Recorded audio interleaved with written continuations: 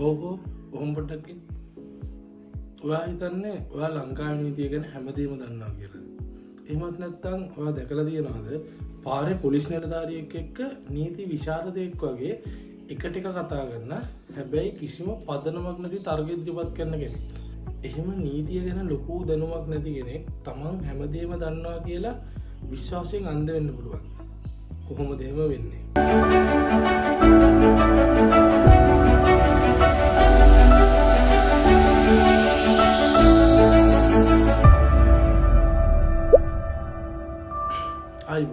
අද අපි කතා කරන්න යන්නේ ඩනින්-රූගර් ඉෆෙක්ට් එක ගැන. බොහෝ දෙනෙක් නොදැනුවත්වමත් විඳින මනෝවිද්‍යාත්මක ව්‍යාජ විශ්වාසයක් පිළිබඳව. හොඳයි. අද අපි බලමු මොකක්ද මේ ඩනින්-රූගර් ඉෆෙක්ට් එක. කොහොමද මේක මනුෂ්‍ය මනසට බලපාන්නේ? කොහොමද මේක හඳුනගෙන අපි මේකට හසු නොවී ඉන්නේ? මුලින්ම අපි බලමු මොකක්ද මේ ඩනින්-රූගර් ඉෆෙක්ට් එක. ඩනින්-රූගර් ඉෆෙක්ට් එක කියන්නේ තමා දන්න දේ සහ තමා නොදන්න දේ අතර පරතරය හඳුනා ගන්න බැරි වීම නිසා ඇතිවන මනෝවිද්‍යාත්මක ව්‍යාජ විශ්වාසය. හොඳයි. මම කතාවක් කියන්නම්කෝ. තරිඳු චිත්‍රයක් දිහා බලලා කියනවා ආපෝ මේ චිත්‍රය මොකද්ද? මේක මටත් අඳින්න පුළුවන්. මේකේ කිසිම තේරුමක් නැහැ කියලා. නමුත් තරිඳු දන්නේ නැහැ එයා මේ දකින්නේ The Landscape with the Fall of Icarus කියන චිත්‍රය කියලා. මේ චිත්‍රයේ රස විඳින්න නිකම් බෑ. මේ චිත්‍රයේ රස විඳින්න මේ චිත්‍රයට පාදක වෙච්ච කතාව දැනගෙන ඉන්න ඕනේ. මේ කතාව දන්නේ නැතුව මේ චිත්‍රයේ රස විඳින්න බෑ. මේක නිකන් චිත්‍රයක් කියලා බලන කෙනෙකුට හිතේ. මෙතනදී තරිඳු මේ චිත්‍රය පිළිබඳව විස්තර දන්නේ නැහැ. මෙයා නොදන්න දේ ගැන මෙයාට අවබෝධයක්වත් නැහැ. ඒකින්ද මෙයාට පේන දේ සහ මෙයා නොදන්න දේ අතර පරතරය මෙයාට අඳුරගන්න බෑ. ඒකින්ද මෙයා නිගමනයකට එනවා අපෝ මේක වැඩක් නැති චිත්‍රයක් කියලා. හැබැයි මේ චිත්‍රයට පාදක වෙච්ච කතාව දන්න කෙනෙක් දන්නවා මේ චිත්‍රය ඉතාම රසවත් චිත්‍රයක් කියලා. හොඳයි. මේ මනෝවිද්‍යාත්මක ව්‍යාජ විශ්වාසය පිළිබඳව මුලින්ම පරීක්ෂණයකින් තහවුරු කරගන්නේ ඩේවිඩ් ඩනින් සහ ජස්ටින් රූගර් කියන මනෝවිද්‍යාඥයින් දෙන්න. ඒක නිසා තමයි මේක ඩනින්-රූගර් ඉෆෙක්ට් එක විදිහට සඳහන් කරන්නේ. 1999 දී මේ දෙන්න හරි අපූර්ව පරීක්ෂණයක් කරනවා. මිනිසුන් කණ්ඩායමක් යොදාගෙන IQ පරීක්ෂණ, තර්ක පරීක්ෂණ සහ විහිළු තේරුම් ගැනීම වැනි පරීක්ෂණ සිදු කරලා මේගොල්ලෝ ඒ එක් පුද්ගලයන්ගෙන් විමසනවා ඔබ කොතරම් හොඳින් මෙම පරීක්ෂණ වලට මුහුණ දුන්නද කියලා. ඉන්පසු එම අනුමාන කිරීම මොවුන් සටහන් කරගන්න. උදාහරණයක් විදිහට තර්කනාත්මක දැනුම වලින් පරීක්ෂණයක් සිදු කරලා ඔවුන්ට කියනවා ඔවුන් මෙම පරීක්ෂණයෙන් ලබාගත් ලකුණු ප්‍රමාණය අනුමාන කරන්න කියලා. මෙම පරීක්ෂණයේදී සහභාගී වන අයට 2, 4, 6 වගේ ඉලක්කම් තුනකින් යුත් රටාවක් දීලා එම රටාවට අදාළ නීතිය අනුමාන කරන්න කියලා කියනවා. ඔවුන්ට පුළුවන් පරීක්ෂණ කණ්ඩායමට ඔවුන් කැමති ගණන් තුනක් කියලා නීතියට ගැලපෙනවාද කියලා අහන්න. එතකොට පරීක්ෂණ කණ්ඩායම ඔව් හරි නෑ හරි කියලා උත්තර දෙනවා.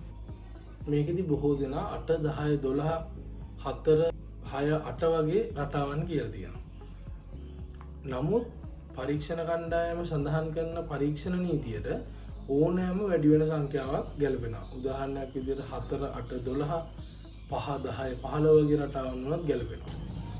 අවසානයේ මෙම පරීක්ෂණ සියල්ල සිද්ධ කරලා ඔවුන් අනුමාන කළ ලකුණු සහ ඇත්තටම පරීක්ෂණ වලින් ලබාගත් ලකුණු වගුගත කරලා මෙම පරීක්ෂණ කණ්ඩායම සසඳලා බලනවා. මේකෙදි මේ පරීක්ෂණ කණ්ඩායම තහවුරු කරගන්නවා යම්කිසි විෂයක් සම්බන්ධව අඩු දැනුමක් ඇති පුද්ගලයන් තමන් එම විෂය පිළිබඳව දන්නා ප්‍රමාණය පිළිබඳ අධිතක්සේරු කරන බව. තමන් නොදන්නා දේ පිළිබඳව කිසිසේත්ම සැලකිලිමත් නොවන බව. ඒ වගේම තමයි යම්කිසි විෂයක් පිළිබඳ ප්‍රාමාණික දැනුමක් ඇති පුද්ගලයන් තමන් දන්නා දේ පිළිබඳව අවබෝධයෙන් සිටින අතරම තමන් නොදන්නා දේ පිළිබඳව සැලකිලිමත් වෙන බව. හොඳයි. කවුද මේක කියන්නේ? මේක කියන්නේ මම නෙමෙයි. මේක කියන්නේ මනෝවිද්‍යාව කියන ශාස්ත්‍රයේ ඉදිරියටම ගිහිල්ලා පරීක්ෂණ කරපු මනෝවිද්‍යාඥයෙක්. වැඩිදුර අධ්‍යයනය කරන්න කැමති කවුරු හරි ඉන්නවා නම් ඩිස්ක්‍රිප්ෂන් එකේ ලින්ක් එකක් දාලා තියන්න. හරි. කොහොමද මේක මනුෂ්‍ය මනසට බලපාන්නේ? මේ අපගේ එදිනදා ජීවිතේ බොහෝ අවස්ථාවල දැක ගන්න පුළුවන්. උදාහරණයක් විදිහට සමාජ මාධ්‍යකම සමහර විද්‍යාඥයින් හෝ වෛද්‍යවරුන් විවිධ පරීක්ෂණ කරලා ඒ පිළිබඳව කරුණු හොයලා තහවුරු කරගෙන පළ කරන සමහරක් ලිපිවල සමහරක් අවස්ථාවල ලිපියවත් කියවන්නේ නැතුව බොහෝ පුද්ගලයන් බැනවදිනවා.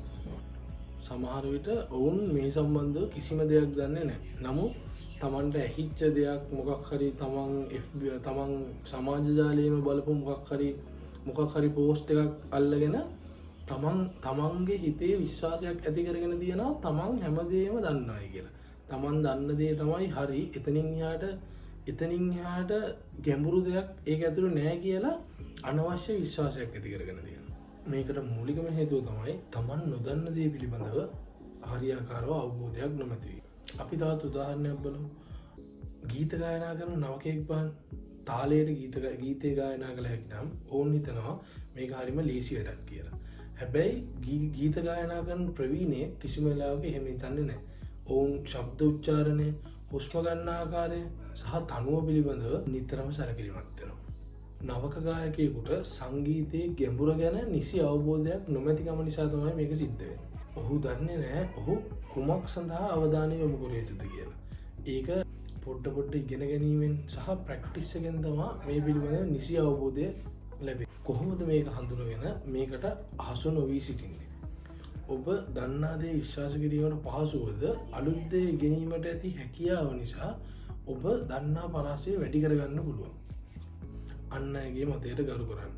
ඔවුන් කියන දේ හරි වැරදි තීරණය කිරීමට කලින් සාවධානව ඔවුන්ට ඇහුම්කන් දෙන්න. ඕනෑම දෙයක් පිළිබඳව මධ්‍යස්ථව සිතීමට ඇති හැකියාව වර්ධනය කරගන්න. තමා දන්නා දෙය සැකහැර දැනගන්න. තවත් කෙනෙක් සමග සංවාද කිරීමට පෙර ඔබ දන්නා දෙයට ඔබම අභියෝග කරන්න. ඔබ දැනුම උකහාගත් මූලාශ්‍රයේ නිර්වද්‍යතාවය තහවුරු කරගන්න. විවේචනාත්මක චින්තනය වර්ධනය කරගන්න. අලුත් දේවල් පිළිබඳ සැක සහිත අයුරින් සිතන්න. විවිධ මතවලට සාපේක්ෂව විමසා බලන්න. හොඳයි. අපි ගත ගොඩක් දේවල් කතා කළා. මේ පිළිබඳ ඔබගේ මතය පහලින් කමෙන්ට් එකක් දාන්න. තව කෙනෙකුට බලන්න මේ වීඩියෝ එක ෂෙයා